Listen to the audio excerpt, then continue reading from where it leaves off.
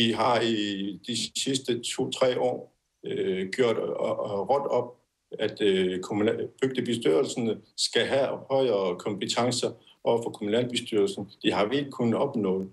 Så det er en lidt, kritisk, at vi har sløset på det område. Når borgerne råber så meget om at have bedre indflydelse, så har man ikke givet dem. Men så pointen er, at I har ikke opnået at få noget politisk igennem, I vil, og derfor skal man dele kommunen op. Altså på den måde, så kan man jo blive ved med at dele kommunen op i et væld. Det ændrer jo ikke det grundlæggende problem, at det er en stor kommune med få mennesker. Jeg synes, vi fra Inuit Ataqatigiit har sagt tydeligt op til folkeafstemningen, at kommuneopdeling er løsningen. Vi skal have bedre styring. De sagde vi. Og I opdeler. Vi kan godt og skal ellers bruge pengene på det her, når vi nu siger 10 millioner til indgangsbeløb eller andet beløb. Det skal vi faktisk ellers bruge til børneområdet, skoleområdet og andre ting, hvor vi halter.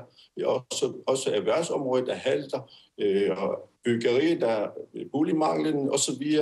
Der synes vi bør have arbejdet bedre for at informere borgerne. Det har man ikke så gjort. Så det, jeg hører dig nu, det er egentlig, at du siger, I støtter op om en deling af kommunen, fordi der har været en folkeafstemning, hvor der var flertal, der sagde det. Men egentlig så synes du og IA, at man burde bruge pengene ordentligt, og så få tingene til at fungere inden for den nuværende kommune. Er det rigtigt forstået?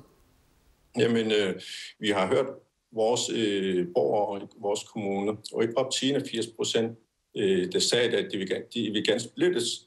Og hvad kan man så gøre mere end det? Man skulle måske også lige have fortalt dem, at det var med en ekstra regning på 6.000 kroner cirka per borger, ikke per skatteborger. Når vi så begynder at regne det ud, så er det måske en til 15.000 kroner, man skal betale ekstra.